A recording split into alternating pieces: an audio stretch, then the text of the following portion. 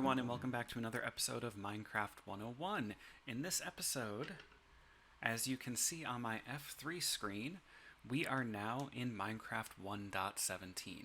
So we're going to start off this episode talking about how I converted our world that was in 1.16 into a 1.17 world. And the big issue with Minecraft 1.16 to 1.17 is world generation. When you generate chunks, it essentially loads everything in as you explore that new area. And when you do the shift over to 1.17, that area is already explored, those chunks are already generated, so the new materials and resources are not going to generate. So the first thing you're going to want to do before you switch over your world is you're actually going to want to get into your world in 1.16 and explore all of the things that you have built. So just walk around the world, fly around the world if you've got an elytra, to all of the areas where you have buildings in the overworld. We're only worrying about the overworld because nothing changed in the end and nothing changed in the nether. Once you are done with that, you are going to save and quit. And then you're going to go into your world saves folder. And inside of your world saves folder, you're going to find the world that you have, and you're going to right click and make a copy of it. I've already done that here, Minecraft 101 copy. You always want to make a copy just in case you screw something up. Then what you're going to do is inside of the copy, it actually doesn't matter which one. I'm going to go inside of the old one because I already played around with the copy. You want to look in the region folder. So inside of this folder there is a region file for every area of the overworld that you have explored. Now you can go into the different dimensions and they will also have region files, but we only need to worry about the overworld, so that is the region file just inside of the first save folder. And what I did was I sorted it by date modified. As you explore the world, as you build things in the world, it modifies that region file. So you can quickly see, I haven't been to this chunk since May of last year. I haven't been to this area of the world for a long time. I can clean that out. So what I did was I set kind of an arbitrary date where anything that I had built after that date I wanted to make sure was saved. I believe I did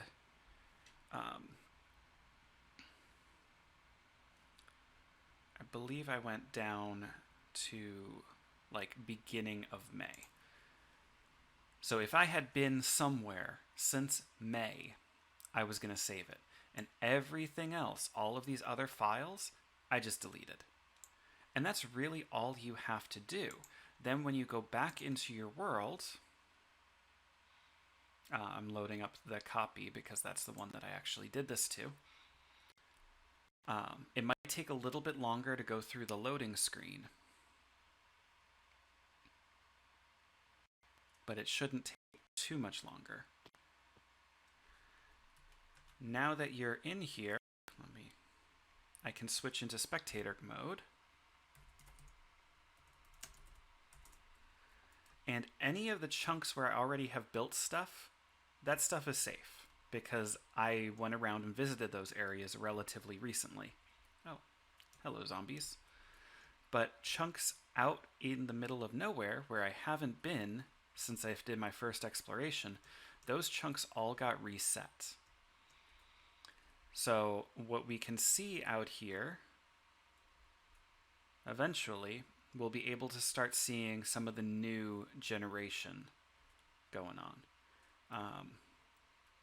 Those dimension files are actually, they're not really chunks the way that we normally think of chunks. They are larger areas of the world, so it does take a little while to get out beyond it. And it would have been smart if I noted what direction I needed to travel. But here we can see a mine shaft that has the new chains hanging. and the logs. We can also see some glow lichen.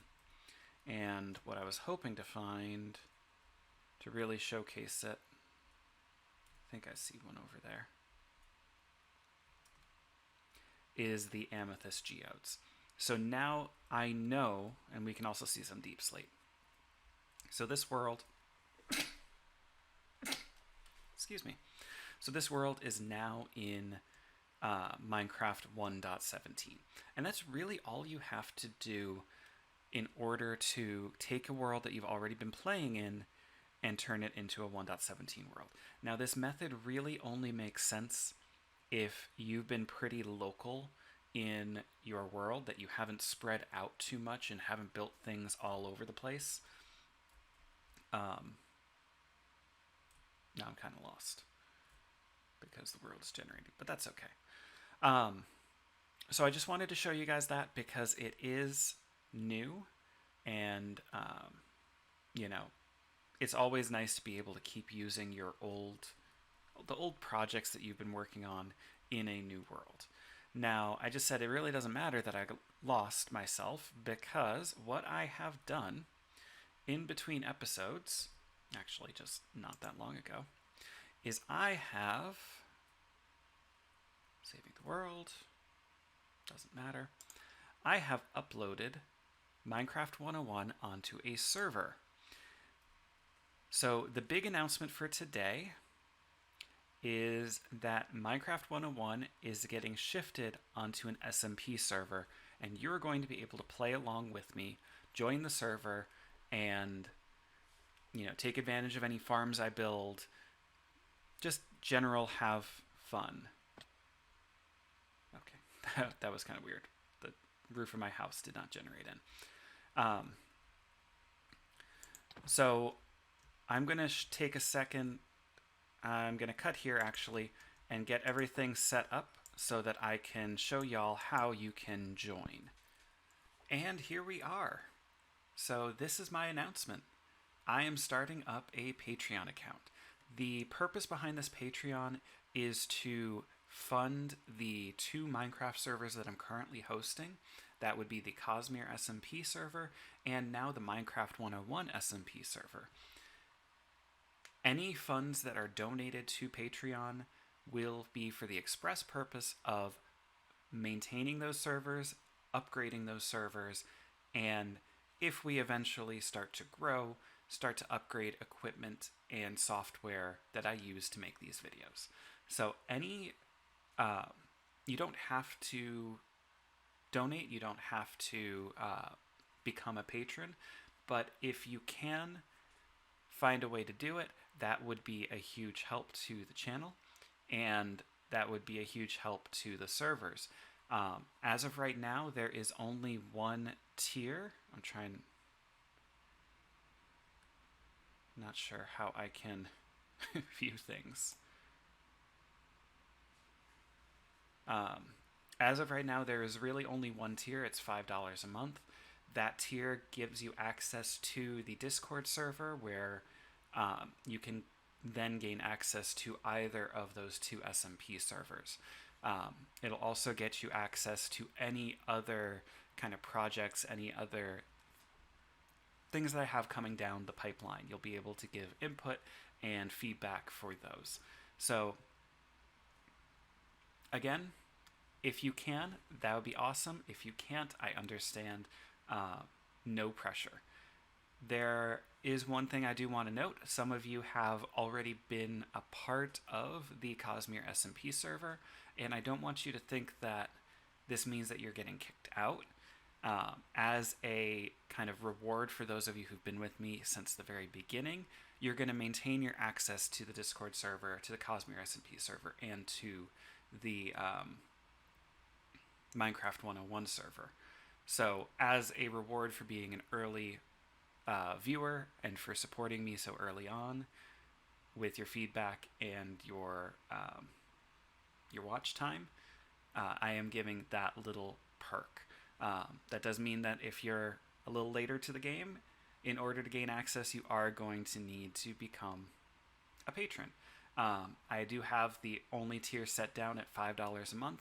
I hope that's affordable. I hope that's reasonable. Let me know your thoughts in the comments area below. So with that being said, here we are on the Minecraft 101 SMP server. As of right now, there's no one on it because I have not announced this even in the Discord. So no one knows how to get here. It's just me. So I thought that I would start off this episode by going off into the wilds and trying and organizing my inventory first and trying to find some materials and resources that are new for Minecraft in Minecraft 1.17. So I'm going to cut here and I'll get back to y'all when I have found something new and interesting. Okay, and we are back. So I've been just running off into the distance. If you look at my F3 screen, you know, I'm quite a few hundred blocks away from 0, 0. I ran off in just a direction that I haven't been to in a while, so was most likely an area that I purged the chunks from.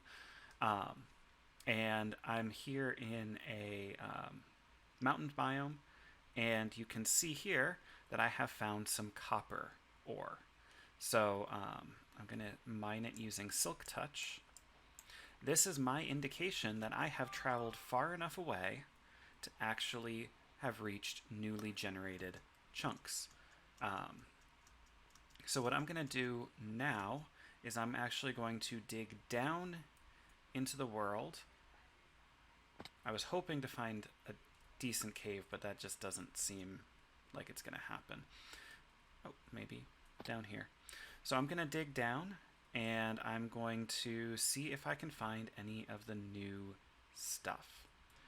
I didn't really do a very good job of prepping my inventory. Ooh, there's some glow lichen. I don't think, yeah, Silk Touch won't work on it. Let me do some sticks. Would have been smart if I had gotten some shears. So one change that, if you haven't been keeping track of the changes, one new change is that when you mine ore, like iron ore or gold ore, it will now drop what's known as raw iron or raw gold or raw copper. This is subject to the fortune enchantment. So it's different. I'm kind of a fan of the idea of being able to get more ores naturally. It means that players are going to be a little less dependent on things like iron farms, and for some players that's really important to not worry about iron farming, because a lot of players out there think that's just cheating, and that's a completely valid opinion. I disagree, but so the glow lichen, you need shears in order to mine them. So I think what I'm going to do... Oh, I don't even have a crafting table. Let me head back up to the surface. I'm gonna go get some wood so that I can make a crafting bench so that I can smelt up the iron and get shears. So... copper. Now, if I were smart, I would probably be using my Silk Touch on all the copper and all the ores, but I guess I'm just not smart today. I also would have probably grabbed a shulker box to put stuff in. So anyways, you know, the new Minecraft is always exciting. Every time we get an update, it's always, you know, a new way to play the game. I'm a little bummed out that they decided to split 1.17 into 2 updates. I guess 1.17 part 1 and 1.17 part 2. I would have rather just waited a bit longer for them to finish the development on all the 1.17 things that they wanted to do, like the caves and cliffs. But I can appreciate the idea of them wanting to give us some content sooner rather than later. So let me get crafting table. And okay, I do have some cobblestone.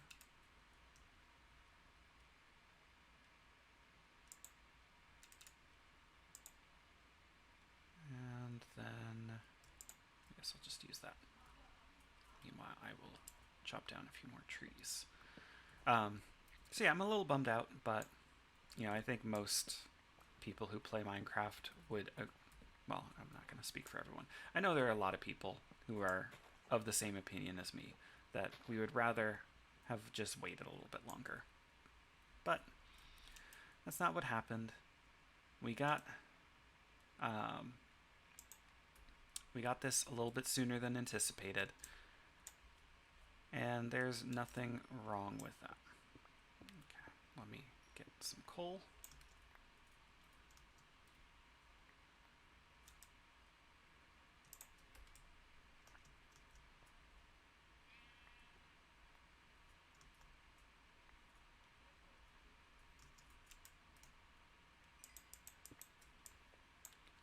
There we go.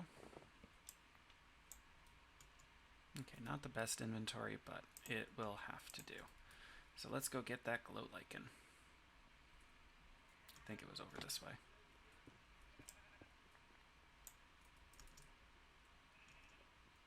Yeah, I think that was the cave. If not, that seems to be like a decent cave to go rooting around in.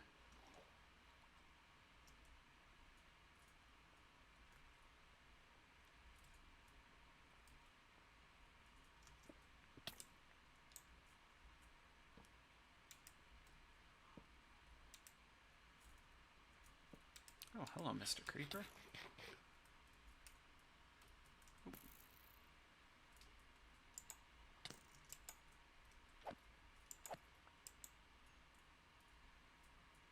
That seems to be a dead end. I'm not going down there. Ooh, dripstone. That's new.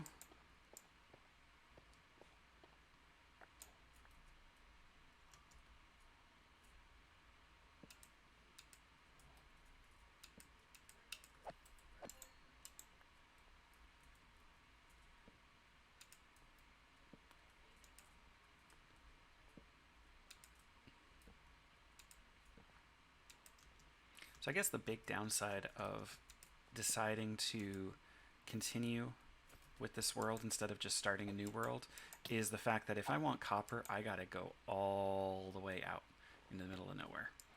But I'm okay with that. I was considering moving my base anyways. Gonna blow up. Okay, hello, Mr. Zombies. Of course, now that I actually have shears to gather the glow lichen, I'm not finding any glow lichen.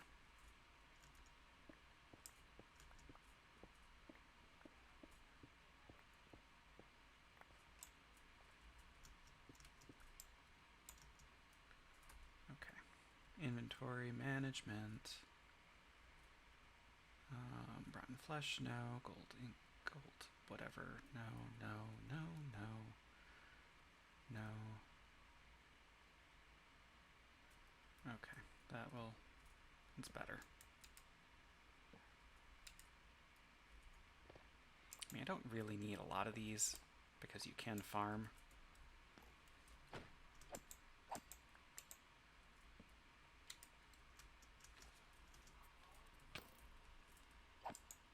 Okay, bad time for my nose to itch. Ugh.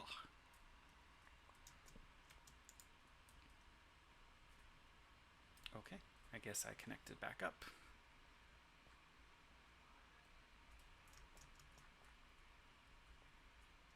There's some glow lichen. Got it. Okay, I'm not going to bother with iron. I've already got an iron farm. I'm mainly going to focus on new things.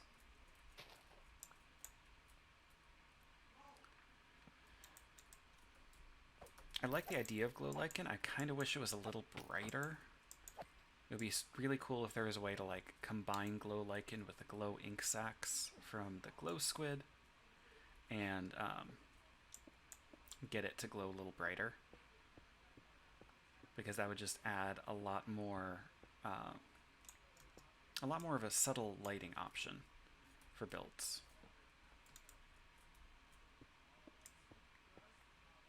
But who knows, maybe they'll do that in the future.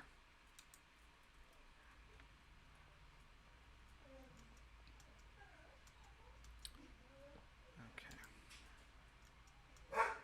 Oh, I'll be right back. Okay, so I actually decided to just dig down a little bit, and I managed to find myself my very first amethyst geode.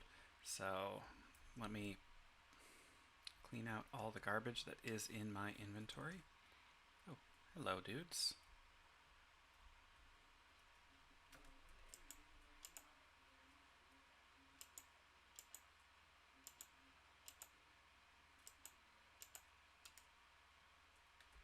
Okay, you can have a bow, bone. I'm just going to throw my iron out because I don't need it. Some stone. Calcite is super, super rare, so I'm going to actually save it. Rotten flesh. Okay, that should be clear enough. Okay. So I'm going to mine this out. Gotta be super careful not to break any budding. Oh, hello. You can die now.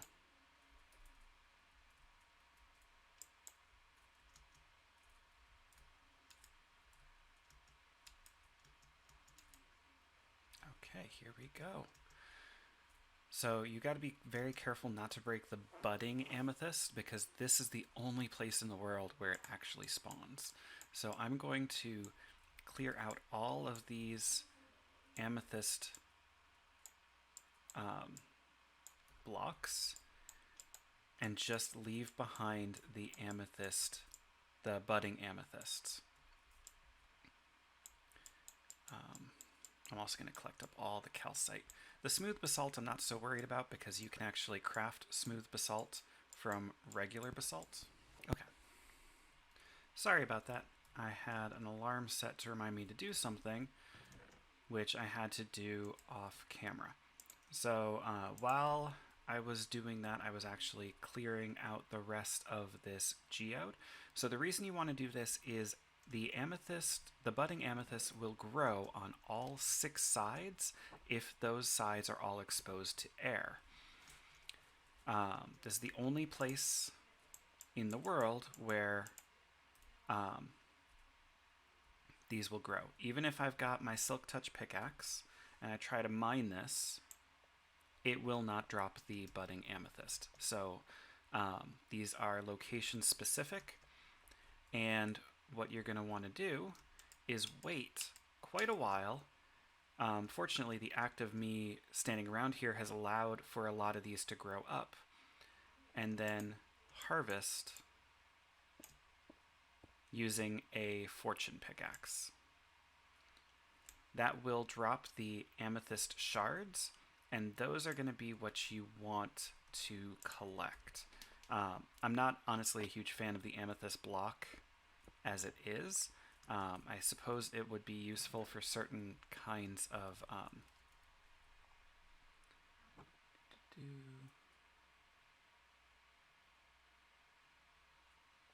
I suppose it might be useful for certain kinds of builds, but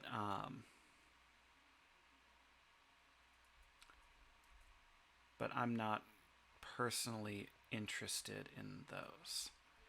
So I'm just trying to find another one that is fully grown. This one might be fully grown. So when I look at it with F3 in the top right hand corner under the targeted block, it says it's a large amethyst bud. And that one was not fully grown. Oops. So yeah, I'm just going to kind of AFK here. allow a lot. Oh, there's the fully grown one. Is it? Nope, it is not. It is so hard to tell the difference between some of these stages. So I'm just gonna kind of AFK here, let them grow up. I'm going to harvest as many of them as I can because I want to start using the amethyst shards to make tinted glass. That's kind of the big use for it. So I'm gonna go ahead and AFK, and I'll get back to you guys.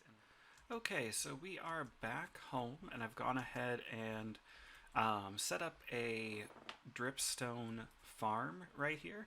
So I have the dripstone block with the, forget what it's called, hanging dripstone or pointed dripstone, excuse me, hanging from it, and a water source up above.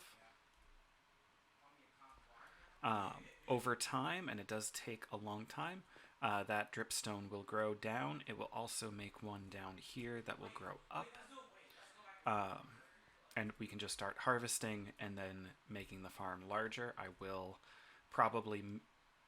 definitely move this at some point in the future. The glow lichen here, I'm not really too worried about farming it because all you really have to do is just use bone meal on it and it will spread. So, that's not too hard to farm. Probably not going to even worry about doing automation with it. Let me pick it all up. There we go. The other thing that I wanted to show you was the two uses for the amethyst shard. So the first one is the spyglass. You need 2 pieces of copper and an amethyst shard. The spyglass is like Optifine, allows you to zoom in. So, it's interesting, it's different. Probably once Optifine comes out, I will be using it. The other thing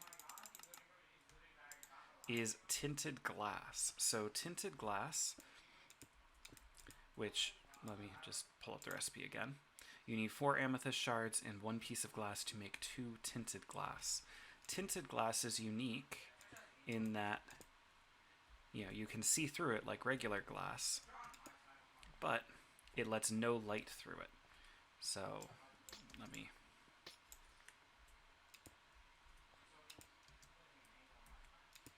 here we go.